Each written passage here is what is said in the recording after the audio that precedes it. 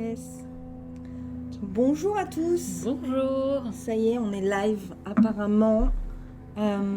J'espère que vous allez bien dans Ouais. le rush de la fin de l'année. La fin de l'année, voilà, avant les congés pour certains. Ouais, donc on devait se retrouver la semaine dernière initialement et on a préféré décaler aujourd'hui. On espère que certains d'entre vous n'ont pas été trop embêtés par ce décalage et surtout que vous serez nombreux à pouvoir regarder cette présentation. Comme le dit Sab, on a bien conscience que la période est chargée, donc merci de prendre une petite demi-heure de votre temps pour être avec nous aujourd'hui.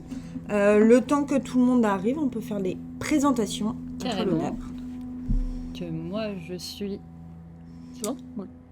Est-ce que le son est ok? Si quelqu'un peut nous laisser un petit commentaire pour être sûr que tout est bon et fonctionnel de votre côté, ce serait top.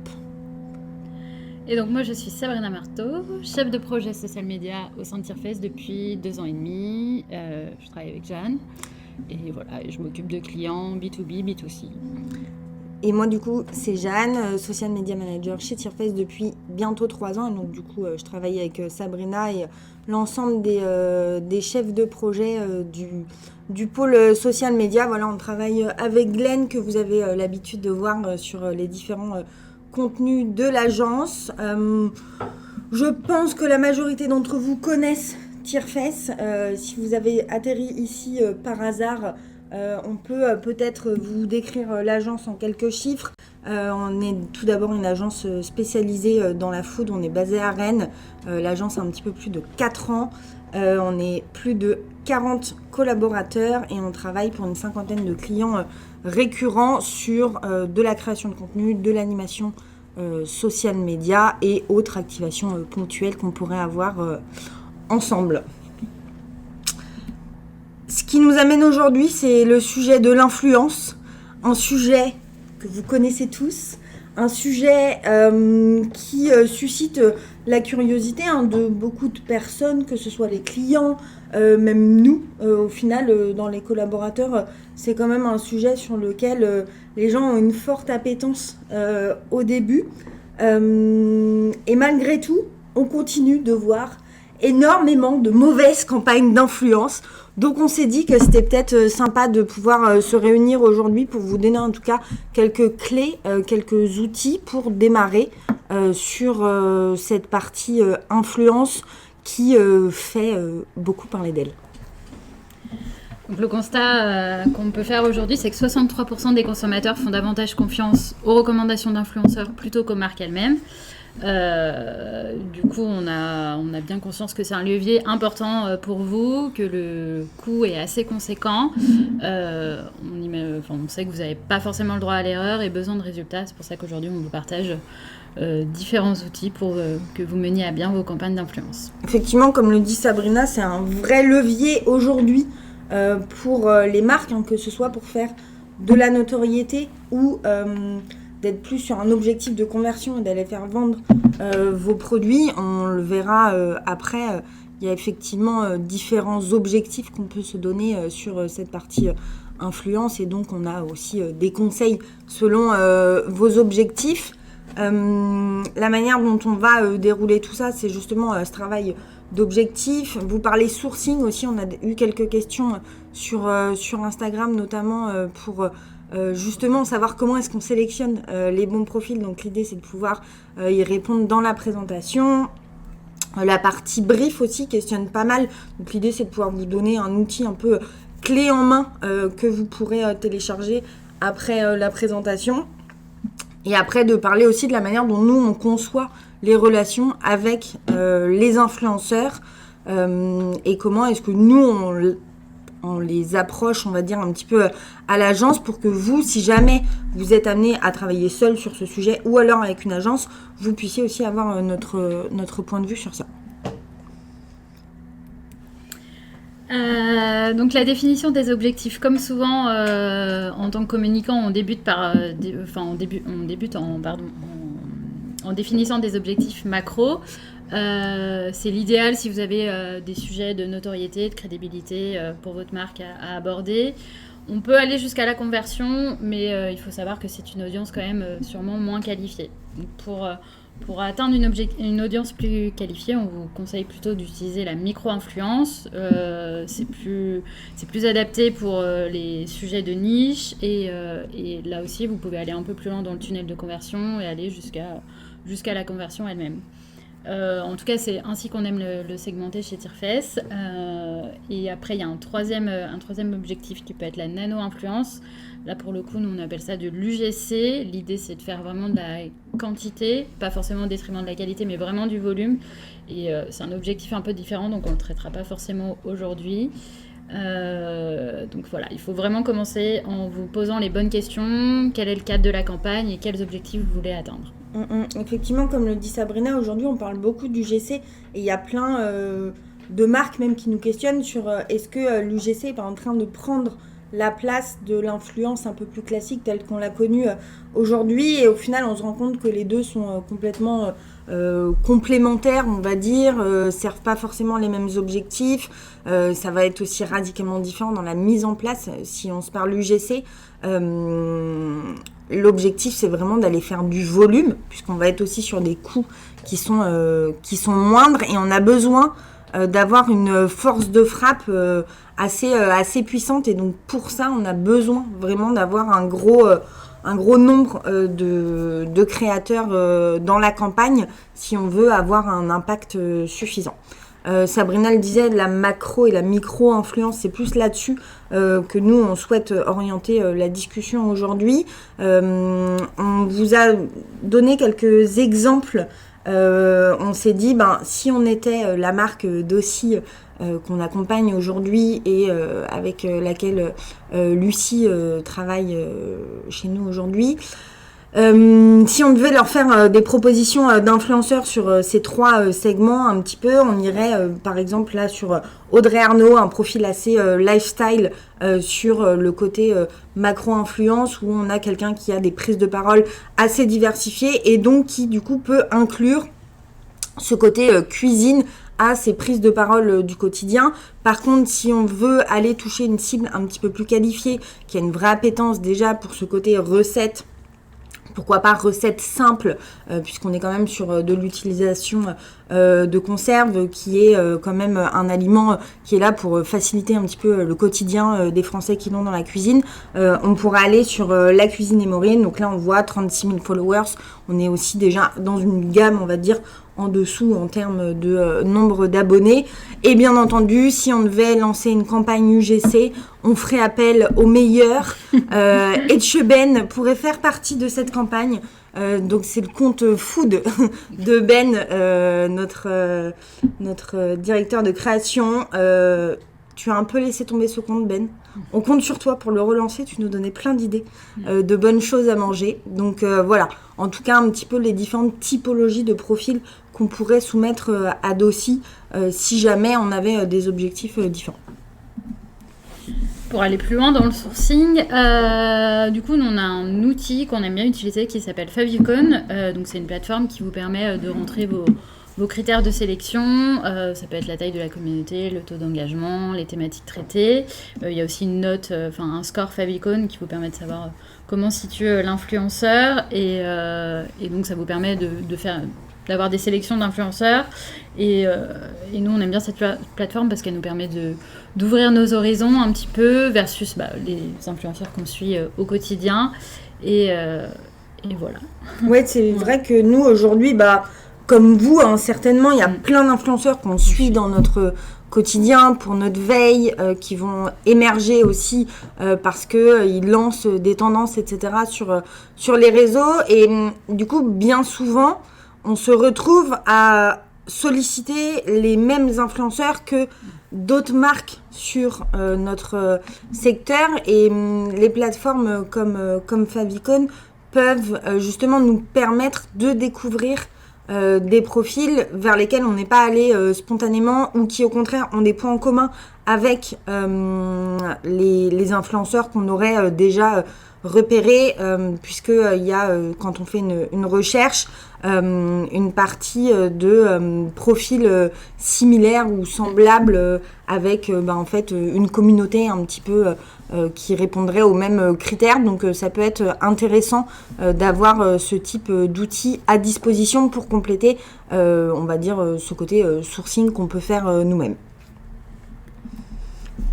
Sur la partie brief, là c'est vraiment une fois qu'on a choisi nos profils, c'est un brief que vous pouvez envoyer en direct au profil une fois qu'ils sont sourcés, mais c'est aussi un brief que vous pouvez envoyer à une agence pour qu'elle s'occupe du sourcing à votre place. Puisque du coup, l'idée c'est aussi de se dire que on a bien conscience que cette gestion des campagnes d'influence est assez chronophage. En tant que chef de produit ou chargé de communication, vous n'avez pas forcément la ressource temps, on va dire, nécessaire à la conduite d'une campagne comme celle-ci. Donc l'idée, c'est aussi de se dire que vous pouvez faire appel à des agences pour déjà sélectionner les bons profils pour vous. Donc on a créé un template, je pense, confirmez-moi, qu'on peut le mettre en téléchargement.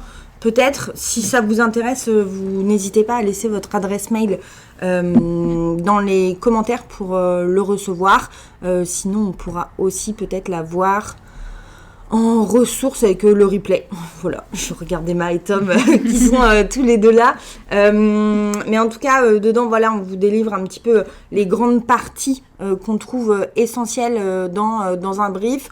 L'idée, c'est de pouvoir parler de votre marque, des objectifs, bien entendu, de la campagne, mais de rester assez macro sur cette partie-là pour aussi donner du contexte. Parler déjà des KPI, je pense que c'est important de savoir sur quoi vous attendez l'influenceur, savoir quel type de stats il va devoir vous envoyer a posteriori, etc. Sur la partie concept, l'idée est aussi de pouvoir donner un cadre créatif, mais de pas trop brider. Ça, on va en parler dans la partie juste après, sur la partie vraiment brainstorm et comment est-ce qu'on doit briefer un influenceur sur ce côté concept créa. Donc voilà, on vous donne un petit peu nos tips pour pouvoir bien cadrer et être sûr que vous êtes sur la même longueur d'onde avec les créateurs qui vous accompagneront potentiellement sur la campagne. Alors oui, comme le disait Jeanne, pour le brainstorming sur la création de contenu, nous, chez Tirefest, on aime bien inclure le créateur de contenu dans la réflexion sur le concept du format. Du coup, comme ça, on est certain que le contenu créé corresponde à son audience. Voilà, on sait que son audience le suit pour tel format, qu'elle a l'habitude de voir tel format sur son compte. Et on a mis un exemple, par exemple, Studio Daniel, avec un contenu très brandé, et puis un autre qui correspond plus à ce qu'elle fait habituellement, et on voit sur les résultats 1,8 likes sur le contenu, 1800 likes, pardon, sur le contenu très brandé, contre plus de 100 000 sur le contenu moins brandé.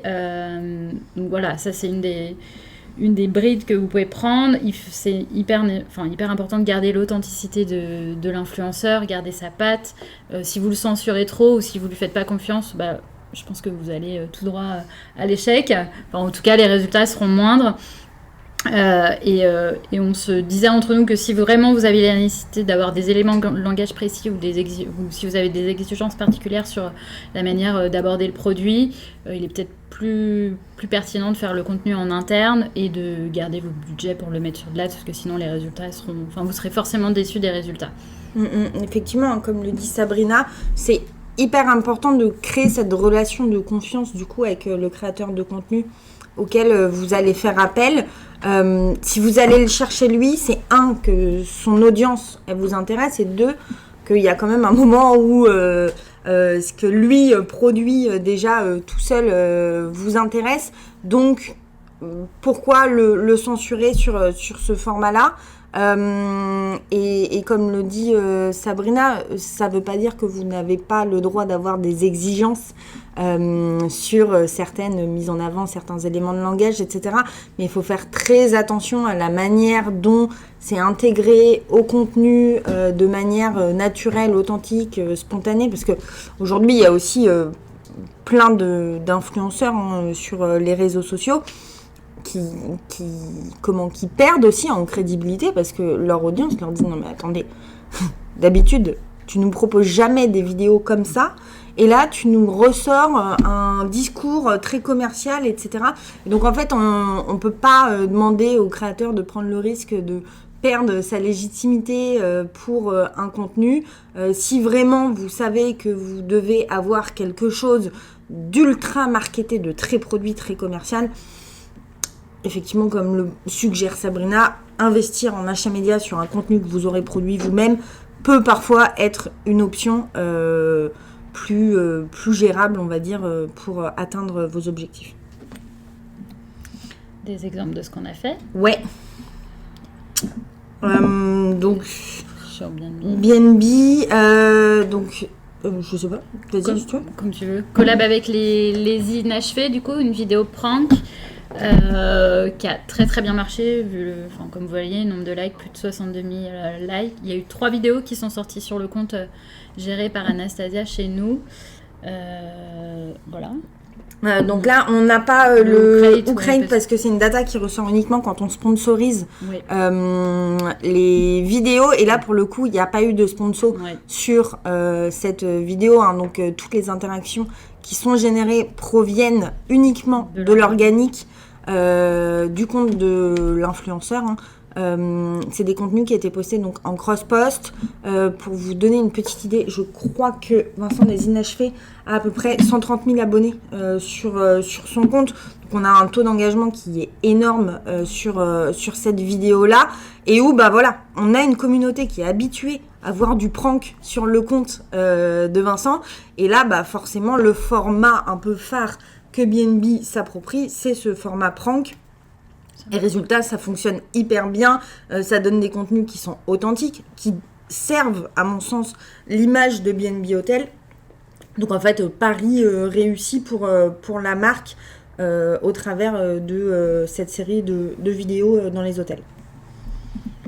Exemple avec Connétable ensuite. Donc ça, c'est une campagne d'influence qui a été faite cet été pour la nouvelle gamme qui s'appelle les infusés. Donc il y a eu 6 ou 7 vidéos, je crois. Enfin, un peu mieux.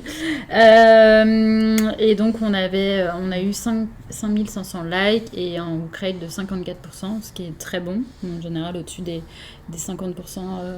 Nous, chez Tirefest, on considère que c'est bon. Ouais, et là, toute cette campagne Connétable, très axée contenu food, où du coup, tous les profils sourcés, étaient vraiment orientés recettes pour valoriser justement une nouveauté produit. Parce qu'on en parlait, c'est important de donner le cadre dans lequel s'inscrit la campagne quand on a justement une innovation qui arrive sur le marché. C'est toujours cool de pouvoir donner, on va dire, un peu plus d'écho à cette nouveauté que le conso peut retrouver du coup en rayon.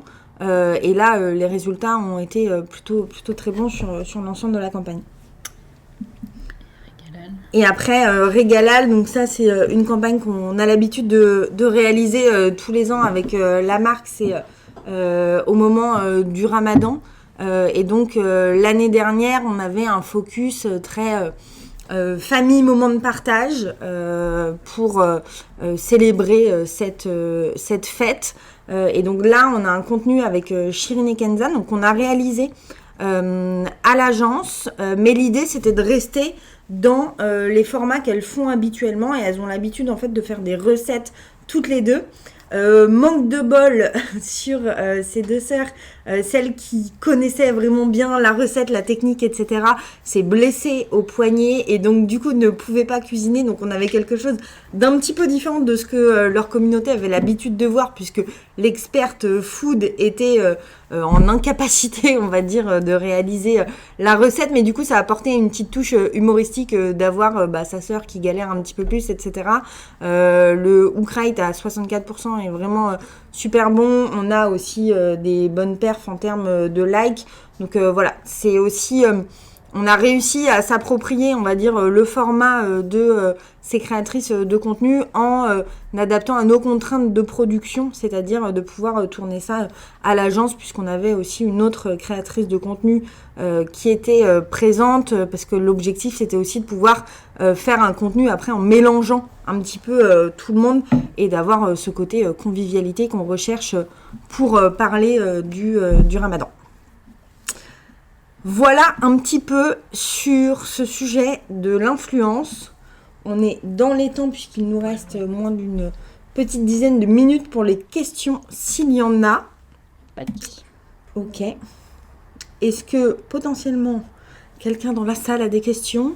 On va vous laisser un petit peu de temps. On peut en tout cas vous dire que sur le blog de Tierfest, vous pouvez retrouver certains articles qui traitent de cette thématique de l'influence, si jamais ça vous intéresse. On a toujours une formation à destination des chefs de produits disponible. Ça, c'est pareil, il ne faut pas hésiter à nous faire signe si jamais ça vous intéresse. Le replay également de ce webinaire sera disponible d'ici peu. La semaine prochaine.